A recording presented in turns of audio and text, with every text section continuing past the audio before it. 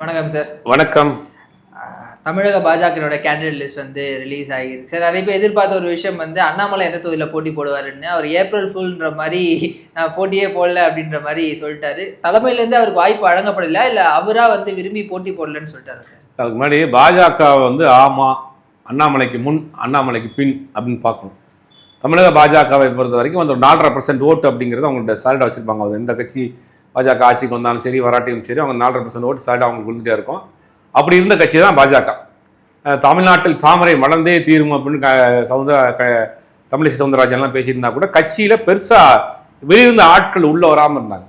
அப்போ அந்த நேரத்தில் தான் அண்ணாமலைங்கிற ஒரு கேரக்டரை அவங்க கொண்டு வராங்க. அண்ணாமலை எப்படி கொண்டு வராங்கன்னா, இன்னைக்கு ஒருத்தர் இருக்கார்ல கேரியரின் உச்சத்தில் விட்டு அதே ஸ்கிரிப்ட் தான். அவர் எப்படி கொண்டு வந்தாங்க அப்படின்னா, அண்ணாமலைங்கிற ஒரு இருக்காரு, அவர் ரொம்ப ஸ்ட்ரிக்டான ஒரு போலீஸ் ஆஃபீஸரு, ரொம்ப பரபரப்பாக நேர்மைக்கு பஞ்சமில்லாத ஒரு நபர், அவர் தன்னுடைய கேரியரின் உச்சத்தை விட்டுட்டு தமிழ்நாட்டு அரசியலுக்கு வர்றாரு, மக்களுக்கு ஏதாவது சேவை செய்யணும்னு வர்றாருன்னு ஒரு கதை கட்டினாங்க.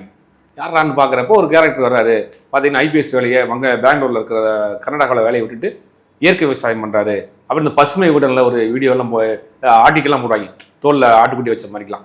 அப்படி தான் உருவாக்குறாங்க அண்ணாமலைங்கிற ஒரு கேரக்டர். அப்படி பிம்பத்தை உருவாக்கி அப்படி அவர் வந்து வெளியே கொண்டு வராங்க.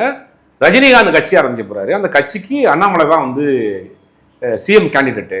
ரஜினிகாந்த் நேரடியாக அரசியல் களத்துக்கு வர மாட்டார், அவர் வாய்ஸ் கொடுப்பாரு. அண்ணாமலை தான் அரசியல் அண்ணாமலை ரஜினிகாந்த் கட்சி ஆரம்பிக்கல. கட்சியை ஆரம்பிக்கிறத ட்ராப் பண்ண பிறகு இவர் என்ன பண்ணுறாரு, அண்ணாமலை நேரடியாக இப்போ ஸ்கிரிப்டுடைய ஓனர்கிட்டே போயிடுறாரு. போய் கட்சியுடைய துணை தலைவராகிறார். 2021 சட்டமன்ற தேர்தலில் அரவாக்குறிச்சி தொகுதியில் போட்டி போகிறாரு, தோற்று போயிறாரு. அதுக்கு பிறகு இவரை தலைவராக்குறாங்க. இவர் தலைவராக்குனதுக்கு பிறகு ஒரு பரபரப்பான ஒரு அரசியலை செய்கிறார். அதாவது ஒரு மதவாத அரசியல், ஒரு வெறுப்பு அரசியலை கையில் எடுத்து அதை ரொம்ப வீரியமாக பண்ணுறாரு. வீரியமாக பண்ணி அதை இளைஞர்கள் மத்தியில் கொண்டு போய் அதை அவர் மூளை செலவை செய்து அவர்களை தன் பக்கம் கொண்டு வரக்கூடிய அந்த ஒரு அரசியலை கொண்டு வர்றாரு. அதனால பாஜகவினுடைய ஓட் பேங்க் ஏறணுங்கிறதுல மாற்று கருத்து கிடையாது. 2024 நாடாளுமன்ற தேர்தலில் அதிமுக கூட்டணி இல்லாமல் 4.5 லட்சம் ஓட்டு அண்ணாமலை வாங்கியிருக்காரு கோயம்புத்தூர் தொகுதியில் மட்டும்.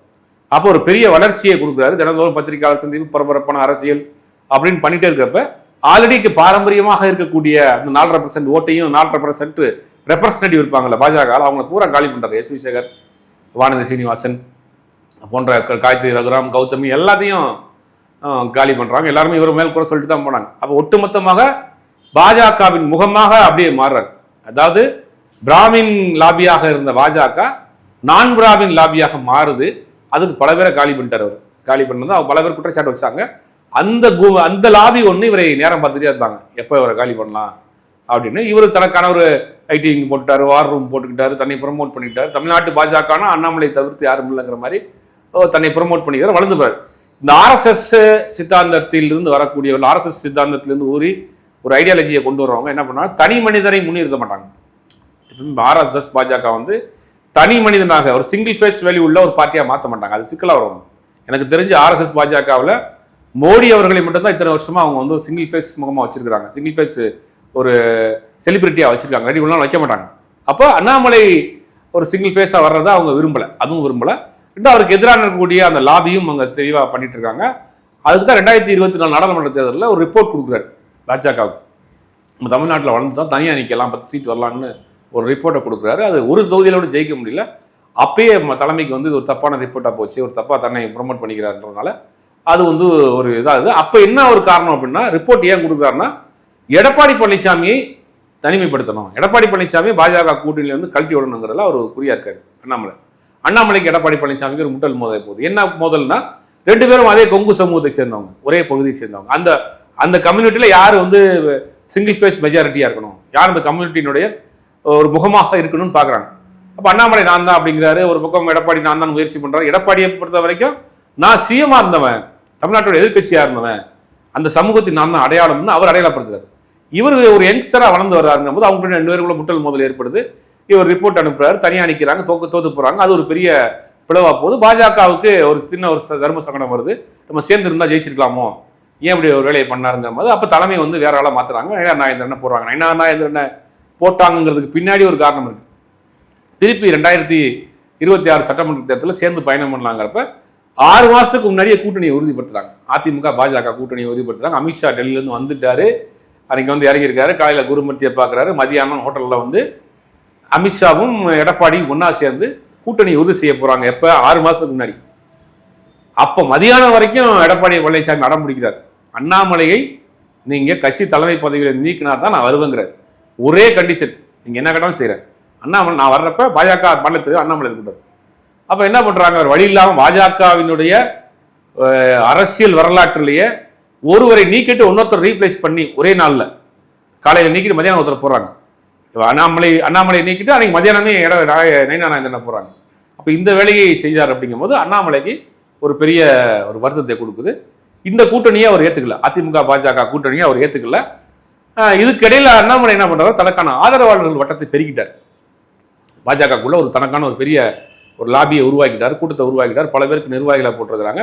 திருப்பி அதிமுக பாஜக கூட்டணி வந்த பிறகு அண்ணாமலையை கொஞ்சம் கொஞ்சமா ஓரம் கட்டாருங்க.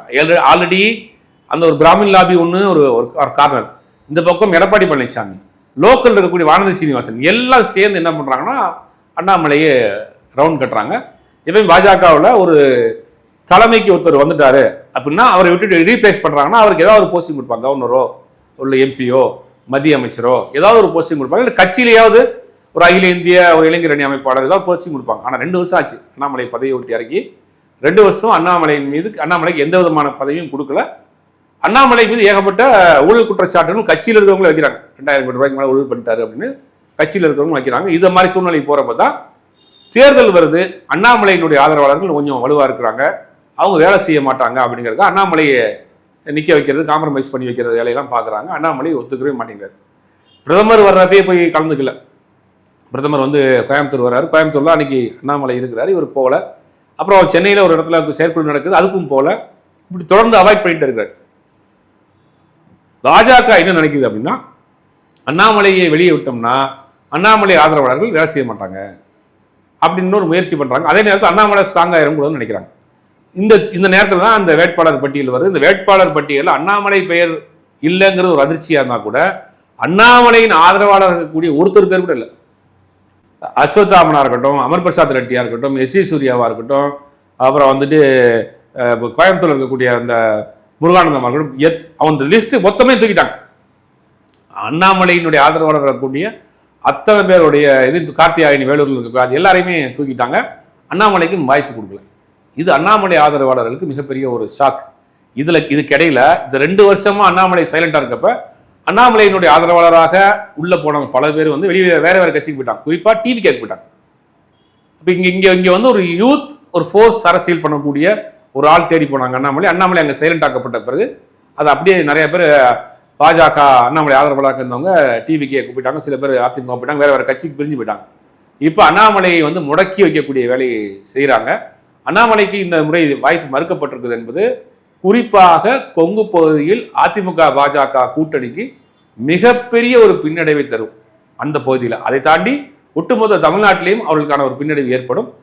அந்த பகுதியில் மிகப்பெரிய பின்னடைவு ஏற்படும். ஏன்னா அண்ணாமலையின் ஆதரவாளர் கண்டிப்பாக வேலை செய்ய மாட்டாங்க, களத்துக்கு வர மாட்டாங்க.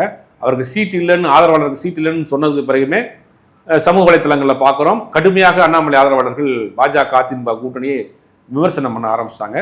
ஆனால் இது ஒரு பெரிய பின்னடைவை சந்திக்க போகுது. இது ஓட் பர்சனல் எந்த அளவுக்கு பாதிக்கும் சார் அந்த கூட்டணிக்கு? கண்டிப்பாக பாதிக்கும். இப்போ என்னன்னா, அண்ணாமலை எடப்பாடி, வானதி அண்ணாமலை, இவங்க எல்லாமே அந்த கொங்கு பகுதி. பாஜக ரொம்பவும் நம்பக்கூடிய பகுதி அங்கதான். பாஜகவினுடைய தேசிய தலைவர் இருக்கக்கூடிய நிதின் நபின் முதல்ல பதவி ஏற்றவனே கோயம்புத்தூர் தான் வர்றாரு. பிரதமர் கோயம்புத்தூர் வர்றாரு, மத்திய அமைச்சர் கோயம்புத்தூர் வராங்க. இப்போ கோயம்புத்தூர் கொங்கு பகுதியை தங்களுக்கு சாதகமான பகுதி தமிழ்நாட்டில் நினைக்கிறாங்க.